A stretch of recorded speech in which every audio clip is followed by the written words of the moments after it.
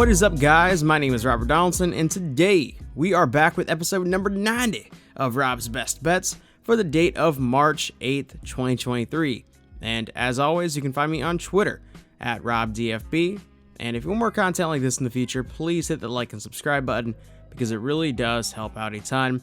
And before we hop into Wednesday's picks, let's go over Tuesday's betting performance.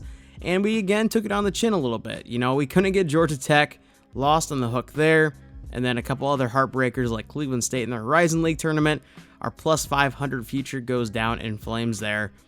That said, we do have our first wave of futures finally done. Everything is wrapped up as far as what we've already placed and outstanding there. So as we kind of do our recap on our future betting side, not too shabby at all. Plus 5.47 units on the futures.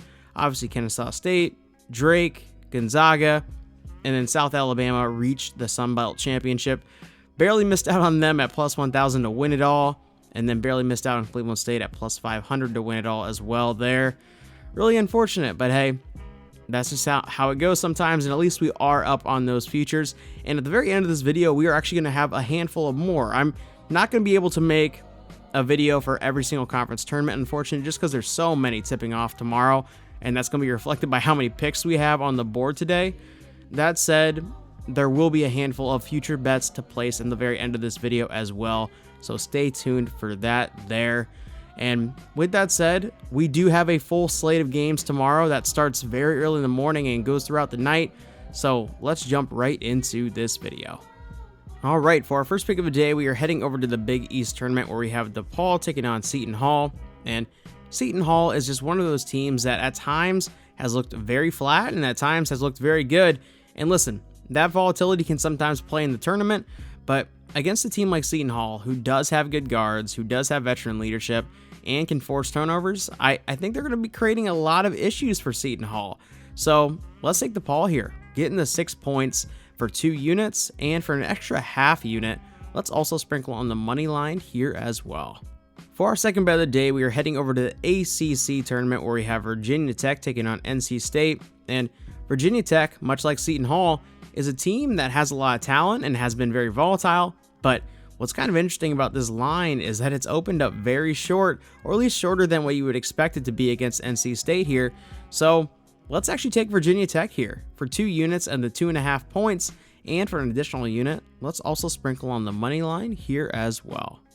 For our third bet of the day, we are heading out to the A10 tournament where we have Richmond taking on George Mason. And man, how can you not be impressed with Richmond after that beatdown they laid on UMass yesterday? Yes, UMass really did not even want to come to play in that game, but you gotta be impressed with Richmond. And George Mason is a team that has looked flat one game, great another one. Again, another volatile team. This time, I say we fade the volatile team. So let's take Richmond here, getting the 2.5 points for 2 units, and for an additional unit, let's also sprinkle on the money line here as well. For pick number 4, we are staying in the A10 tournament where we have St. Joe's taking on George Washington. And listen, I think the St. Joe's team has the guards necessary to make a little run in this conference tournament. So let's take them here, getting the 1.5 points for 2 units. And for an additional unit, let's also sprinkle on the money line again here as well. For pick number 5, we are heading out to the Pac-12 tournament where we have Colorado taking on Washington. And the big news coming out of this game is that Colorado is going to be without KJ Simpson in this game. And man, I think that's just an absolute killer because he is their steady output. He is the guy that takes a shot when it's winding down on the clock.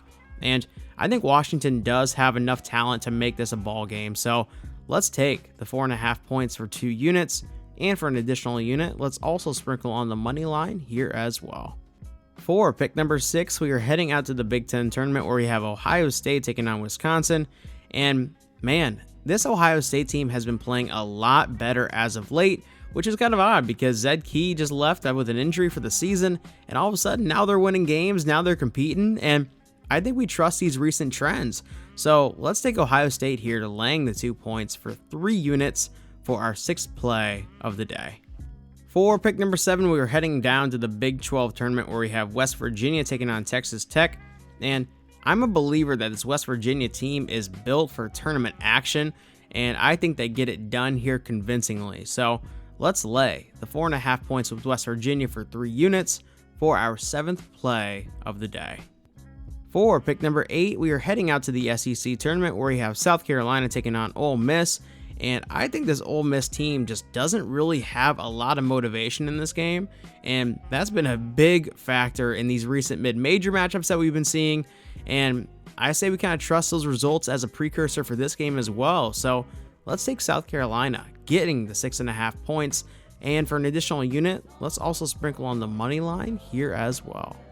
For pick number 9, we are going out to the Mountain West Conference Tournament where you have Colorado State taking on Fresno State, and man, if you could draw up a prototypical guard that you want in a tournament-like setting, his name would be Isaiah Stevens, and for that reason and that reason alone, I say we lay the 2 points with the Rams here for 3 units, and for an additional unit, let's just take them outright to win here as well.